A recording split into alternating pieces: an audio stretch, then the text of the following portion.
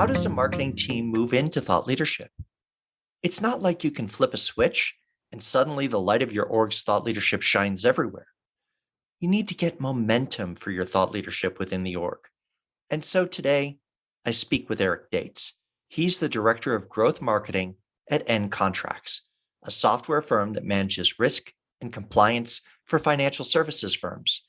And today, we're going to talk about launching thought leadership within a marketing team. How do you set up an employee advocacy program? How do you recruit experts to participate? And how do you balance everything, aligning the expert's professional goals, your target audience's needs, and the org's objectives? I'm Bill Sherman, and you're listening to Leveraging Thought Leadership. Ready? Let's begin. Welcome to the show, Eric. Thanks, Bill. Glad to be here. Thanks for having me. So let's dive in with a question that I think a lot of people wonder about. If you're in an organization that is growing, has a growth trajectory, and is trying to use thought leadership to help reach those goals, how do you bring thought leadership online within an organization which is high growth or aspiring towards high growth? That's a great question. And I think it's so common and something that's can be simple. And a lot of the times it gets overcomplicated with how many, levels you got to bring it to and whatnot. So kind of how, we here, my current job with, N Contracts as a company, our our whole staff is comprised of industry expertise. And when you have such a great wealth of knowledge, you almost become so used to it being very common nomenclature with where you're at. So you almost take it for granted when you're looking at developing content for, marketing strategies or overall corporate comms, et cetera. So kind of where we started was, hey, let's find the folks internally that have something to say, have an opinion on something in our industry, and let's see if they're interested in kind of putting a face to a brand. And that's kind of where we started these conversations. And of course, naturally that everyone gets excited when you start saying you want to make them this face, whether it's of a certain core aspect of the business or if it's the overall face of the company. It just stirs up a different person, and it's really exciting. And you start to have those conversations of, I've always wanted to do X, or, oh, I've always dreamed of having my own videos on LinkedIn. So kind of generating that initial excitement is how, at least we here did, kind of just launch this idea of how we're going to get thought leadership into the market. So it's kind of that initial marketing internally to your peers and colleagues of, hey, how do I get them excited enough to say, yeah, I'm okay with doing that? Absolutely. Because if you don't clear that first hurdle, then either it winds up being just a pure anonymous marketing function because you can't put a face with a name at that point. And I think in many cases, when you can put that human voice with it, it takes on a different characteristic. I totally agree. And kind of that other kind of hurdle that is common to jump over is, how do I make something that could potentially come off as a big pill to swallow? How do I make that easily downloadable in small bite-sized chunks, so that way they don't see it as a huge project that's going to overtake their whole job? Right. That was another aspect. Well, and let's pause there for a moment, because there are several different ways of doing this. It can either become a percentage of their job, or it can be, hey, we'd like your help on this, but it's in addition to the 32 other things that you cover, and it's one more spinning plate in a world of spinning plates. How did you approach that challenge? So really, I broke it down at its most simple form of, what are we trying to communicate? It's words, right? We have words, and words are constantly firing through our minds as we hear things, as we read things, etc. So kind of how we saw success with starting this on a more grand scale is, hey, when we're looking for thought leadership from you, really all we're looking for is for you to do a massive brain dump, whether it's onto a Word doc, or, hey, let's put you in front of camera, ask you a question and see what happens. Because we're looking, one, for that authenticity, right? That I think is so valuable when you're having a thought leadership strategy, and all overall implementation. So it was just really, really cool to see how that progressed and what that turned into once we started doing it. But yeah, we really just said, hey, let's start with the words. Let's get those words in a place where we can either edit them or listen to them, and we'll start there. And that's one of the things that I think is a barrier. Many times you have experts who have insights that are in their head which feel commonplace to them. And they're convinced that, well, just everybody knows this, right? But if you get those insights to the right people, they're like, okay, that gives me a first step on a journey that I didn't know how to start.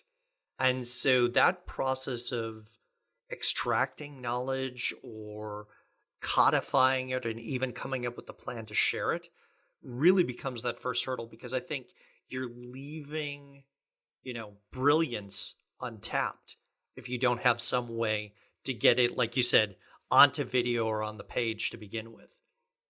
Absolutely, and it's funny with folks who are subject matter experts, whether they call themselves us me or they don't, right? They may not identify as one, even though they totally are. Mm-hmm. And those folks are my favorite because you can see that person evolve into this natural, like I am confident now what I'm saying, and I've now removed myself from this almost internal bias of, hey, I hear this every day. How could this be valuable for people if this is something I talk about all the time? And then once you kind of show them this path of, hey, this market out here of this channel, when we push this out, you're getting 10, 20, 50 responses to something that you said, and something just clicks and they're like, oh my goodness, I really know what I'm talking about.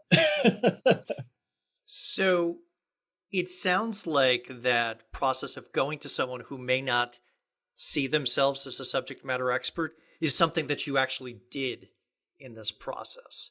Is there a story or an example that you can flesh out? Did they push back?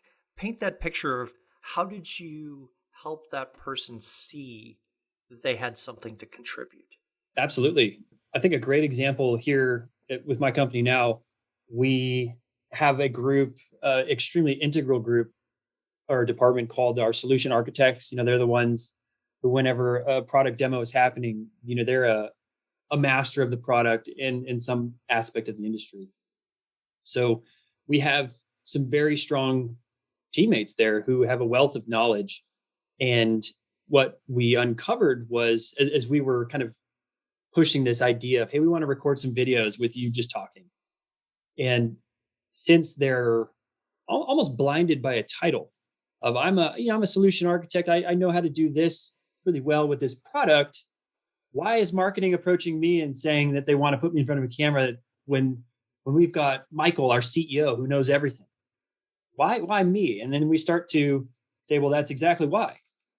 It's because you're engaging with potential clients and customers on a daily basis. Your face is so much more common than you think in our business, right? Because they're seeing you on a Zoom call, they're seeing you on a Teams call, demoing the product, they're asking you the hard questions. And while, again, going back to that bias of, well, this is just my job, I say this every day, they really start to see, okay, that actually makes total sense because I am talking to these people so much. And kind of this stems a little bit more into the marketing aspect of this, but it's, hey, now that your face is so familiarized with clients and customers, if I get you before the demo happens out into the market as a thought leader, and then someone comes in as a prospect, requests a demo to see some software, and they see you again, all this, there's like just instant credibility of, wow, I saw what you were saying on LinkedIn, and now I get to ask you all these questions on a one-on-one basis. It sparks such a better, organic, credibility driven conversation. And I think one of the things there is you have the opportunity as the organization to credentialize the expert, where if they have to introduce themselves for the first time on that demo call or a Zoom, there are things that if they were to say themselves would sound either a little odd or even ragingly narcissistic, right? Whereas you can shine the spotlight on an expert in that sort of pre-phase through marketing and credentialize them in an entirely different way that they could never talk about themselves. 100%. I mean, that's, to me, that's just so powerful. The way you communicated that, really, you did a great job of clarifying that, but my mind kind of exploded as you were talking about that, because you're right, in this world of titles and, what degrees did you go get after you graduated undergraduate, or, what specialties did you achieve? And it's almost putting the proof in the pudding before any of that even happens. So yeah, that just really blew my mind. It's a really cool way to think about it. And I love what you're doing of helping showcase talent that they may not realize how much relevance their expertise has to the people who are using the product, using the service on a daily basis. And those are the experts that when things get hard, they turn to and trust. 100%. And I think something you said actually right when we first kind of met, way back when, through LinkedIn. And when we were talking around, hey, Bill, how do you define what thought leadership is? And you answered that with, kind of, and I'm going to butcher this, I apologize, but, you almost have to show the folks where you're going to take them, where this industry is headed before it's headed there, right? Almost you're leading the thinking. And when I started to dissect that, and I spent a good amount of time just thinking on, what does that mean? And I read some of the things you sent over, and I just had this epiphany. And again, this is all credit to your writing and great words and the way that you formatted all this, because it just, again, something just clicked. I'm like, oh my goodness, if we can get something out into the market from a lead generation perspective in marketing, I'm using this information on a medium of, video or a podcast that's got this solution architect or whomever's doing the speaking, talking about something our product solves. And if I'm a prospect that I've not heard that before, now I'm thinking you have something that I either don't know about or kind of knew about, but now I know I want it. And it really is kind of leading that thinking of like, oh my gosh, I need to listen to this person, or, hey, I need to listen to this company because what they're doing is 10 years ahead of where I'm at now in my current job.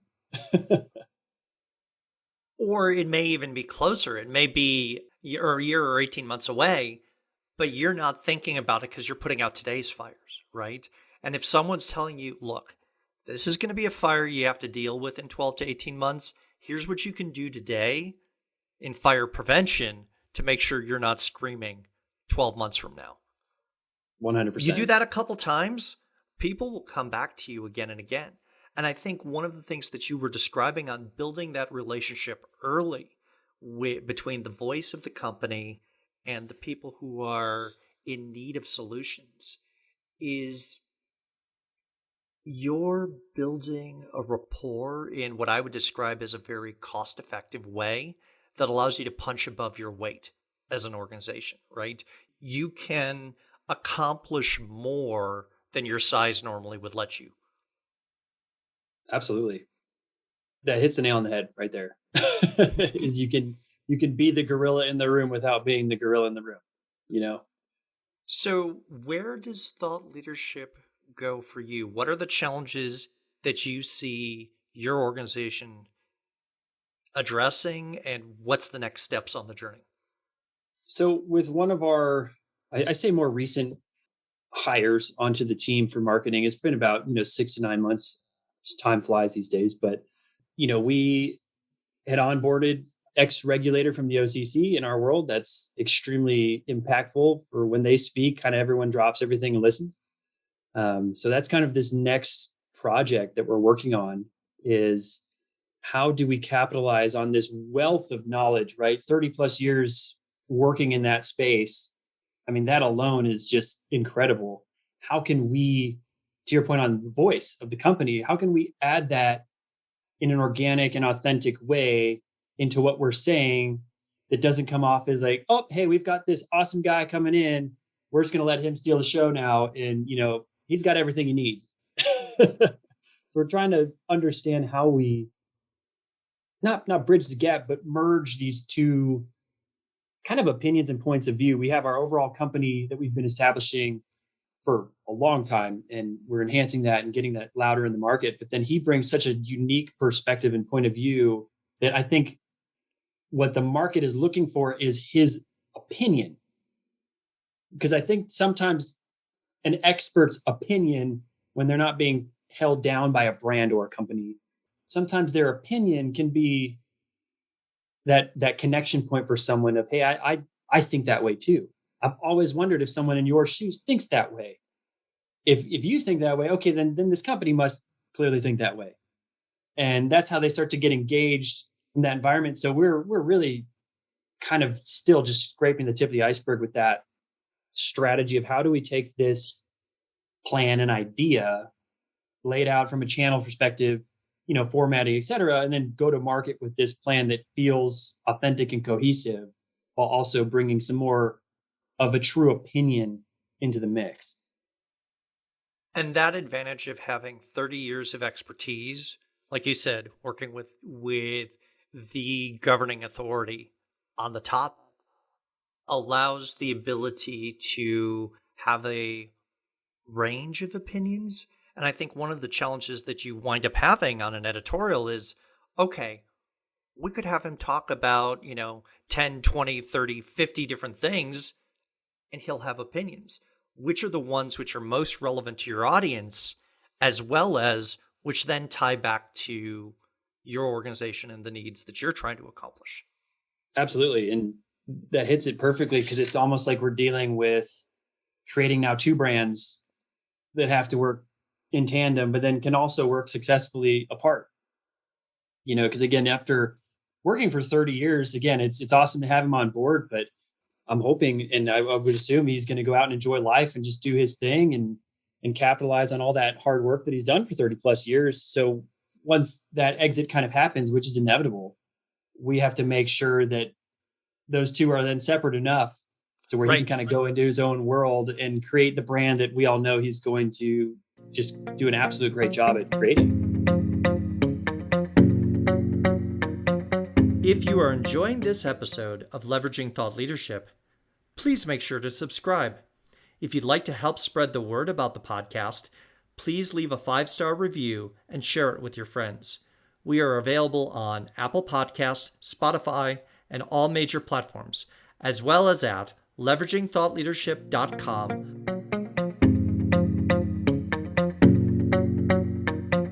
And that's one of the interesting intersections between personal brand and thought leadership, right?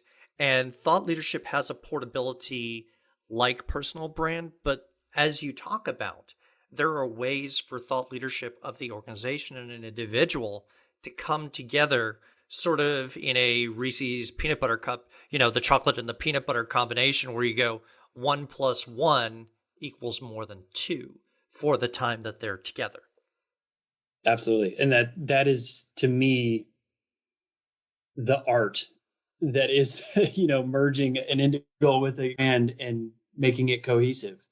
And I would be the first to say that we have been doing a lot of trial and error, trial by fire, if you will. And again, it's not always... Hypothesis testing is also a nice, good phrase for that there too. We go. Let's test this and see if it works. You know it. Yeah. Again, those make as confident of a decision as you can make, but also don't sit on it for 6 to 9 months. So it's, we're just wasting way too much time trying to make it perfect. Again, I think kind of as a inflection point for one, our marketing team, but two, the organization, is what does good look like for us, right? What is good? And then what does great look like? And then what is perfect case scenario? As that kind of, we're striving for that, but hey, we can't wait for that.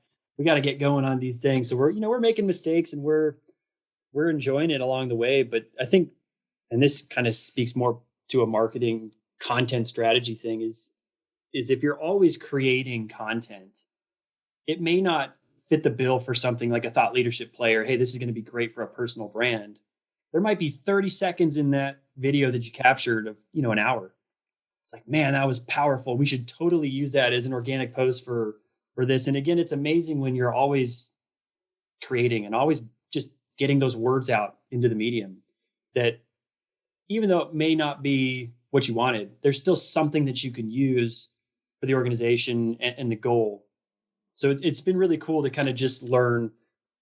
Changing the tires on a moving car is kind of the perfect analogy, but it's been really, really enjoyable to just kind of watch a lot of this kind of unfurl. And again, like I said, we're just at the tip of the iceberg right now. And that's something that I think a lot of organizations are going through right now. And that metaphor that you use of changing the tires on a moving car is, how does thought leadership fit into an existing marketing strategy? How does it fit into an overall business strategy or with R&D? And figuring out where the lanes are and where the boundaries and the handoffs are become very important, but you learn by doing rather than, whiteboarding it to the nth degree. Exactly. That perfectly sums up what a lot of people would be hesitant to do. It's like, no, this isn't my perfect picture yet. I can't let go of this. I can't see it go live. Like, it's not ready. But it totally might be. you know. So that's a great way to put it. So you referenced a question that you asked me early on in our conversations a year and a half ago, and I want to turn the question to you, but add a twist. Okay. Okay. You've mentioned subject matter experts, and we've been talking about thought leadership. What to you is the difference, if any, between someone who's a subject matter expert and someone who's practicing thought leadership? So I would say the main difference, and this is just one man's opinion here, but I would say the main difference between the two stems on something we talked about here previously, earlier in the conversation, is, to me, someone in thought leadership is someone who has the confidence and self-perception of, I am a thought leader. I think there's a lot of meat on those bones there of like, hey, if I'm a subject matter expert, that's great. I may know everything there is to know about, let's just say, marketing, because that's what I work in. Not saying I know everything by any means, but let's just say, hypothetically speaking, in a crazy world where I know everything about marketing, but I'm not confident enough to sit in front of a camera and show folks what's in my brain, I don't think that justifies thought leadership in itself. But I think if you find someone who's confident and comfortable enough to clearly relay that information in a way that's full of context and application, I think those are the folks, at least in my opinion, that really succeed and excel in thought leadership, because it's that connection point of not only, okay, I agree with what you're saying, but also you're kind of showing me what I need to do and what I can take away and put into application here once I'm done listening to you. That's kind of where I would say the difference is from my perspective. But I'm very excited to hear what you have to say about it. So there's a couple different ways that you can look at this, right? One could be the focus of the time. So a subject matter expert is focused on solving the problems that are today, firefighting in some ways. They may do a little bit of fire prevention, but thought leadership really is that process of looking around the corner into the future, figuring out what are the opportunities or the risks, and then bringing actionable ideas back. But I think there's a lot of ebb and flow between subject matter expertise and thought leadership, right? So you can start as a subject matter expert and evolve into thought leadership when you start peering around the corner and telling, colleagues or customers and clients, here's what's coming and here's what I think you should do, right? A lot of people sort of stumble into thought leadership from subject matter expertise. It makes total sense. I love that. I mean, I think the common thread there is the application of, here's what I recommend, or here's what I think you should do in order to solve this problem that is coming. I think that's just, so powerful. I mean, really, that I'm just thinking on that of like things that we have going on in the background as we're talking from our organization. I'm like, man, I need to say that to some folks so they can just, drink on it within their brain for a little bit and just let that simmer. Because I love the way you said that. All of our colleagues, all of our customers and clients want life or work to be made a little bit less difficult. They want to know, what should I be doing that's going to matter? And what do I need to prepare for in a way that isn't going to cause chaos, right? And if you can make that as a gift to them, where you say, here's what's coming, here's what you need to do, you build so much trust and respect. Absolutely. And I think to your point, it doesn't have to stem from credential, right? I think if you No, can achieve that, then again, to those folks out there who may be on the, on the fence of, do I start speaking my mind or not? I'd say just, you got to just start and, do it, because you can't know unless you just do it. and that process of encouraging people to find their voice. And some people are like, I don't have anything to say that's original, or no one wants to listen to me. They'll come up with a dozen and a half different excuses of why not. But if you can support them and give them that courage for that first step, often you start getting the snowball going. Absolutely. And that's the difference. Mhm. That's the difference between good and great, right? Is that small decision. Well, and I think it's also the role of curating thought leadership. It's not about shining the spotlight on ideas, it's shining the spotlight on people who have good ideas. And so if you're curating at the organizational level, showcase some of the amazing talent that you have in the organization, where people then from the outside go, wow, they're smart. I want to either work with them as a customer, a client, an employee, whatever the relationship is.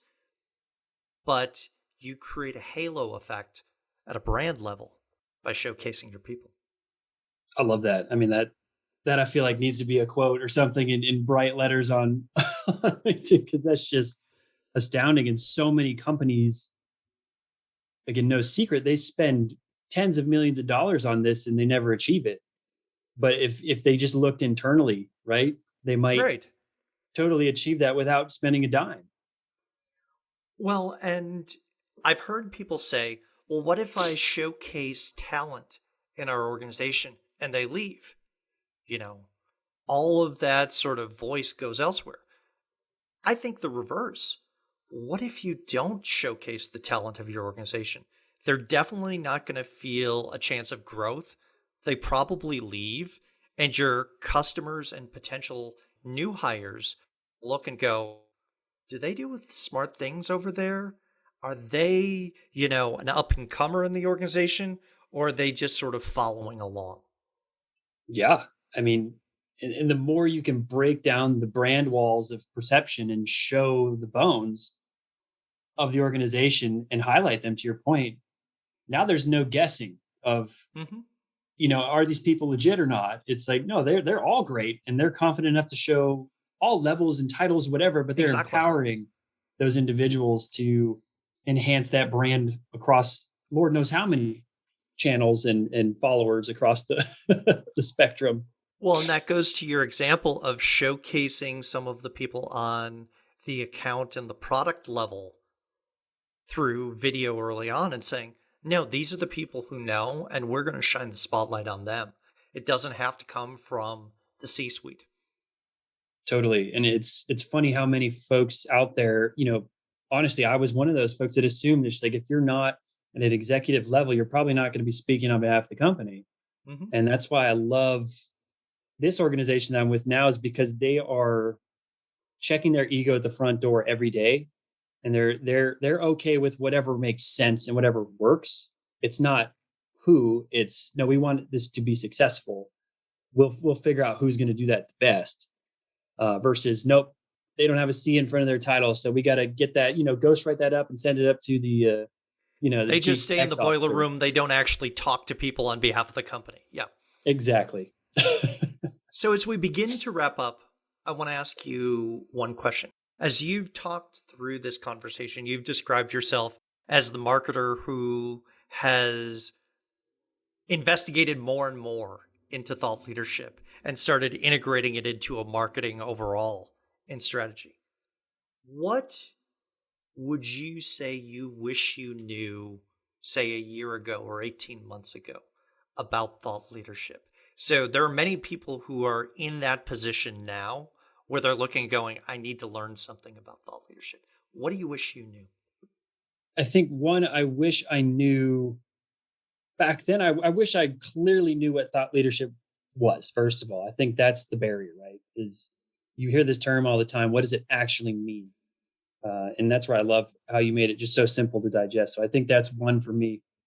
Another one would be, it wouldn't necessarily be something I know. It would be something that's inside of me, which is that confidence to bring the idea to the table of, hey, we may not be doing this at all. We've got folks who are building software. We've got folks who are demoing software who know so much. Bring the idea to the table and just get it up for discussion, right? I think that's something that can be intimidating for a lot of folks, especially at the more junior levels, is if you come to the table with a CMO or an EVP of marketing, or heck, a CEO founder of a company. If you get them excited enough to say, hey, we're going to enhance your voice by 50 people, and you're going to have all these advocates for the company just hitting the market with just incredible credibility boosting content that is going to enhance the trust, those connections between folks that we may not be hitting with our overall digital marketing. So I just think if I knew how effective thought leadership could be, I would have done it a lot sooner. And I think that on its own, you talked about quotes that needed to be places. That's one that I would put on the wall for many marketers. Eric, thank you very much for joining us today. This has been fantastic. Thanks so much for having me, Bill. And again, always great to chat. If you're interested in organizational thought leadership, then I invite you to subscribe to the OrgTL newsletter. Each month, we talk about the people who create, curate, and deploy thought leadership on behalf of their organizations. Go to the website orgtl.com and choose Join Our Newsletter. I'll leave a link to the website as well as my LinkedIn profile in the show notes. Thanks for listening, and I look forward to hearing what you thought of the show.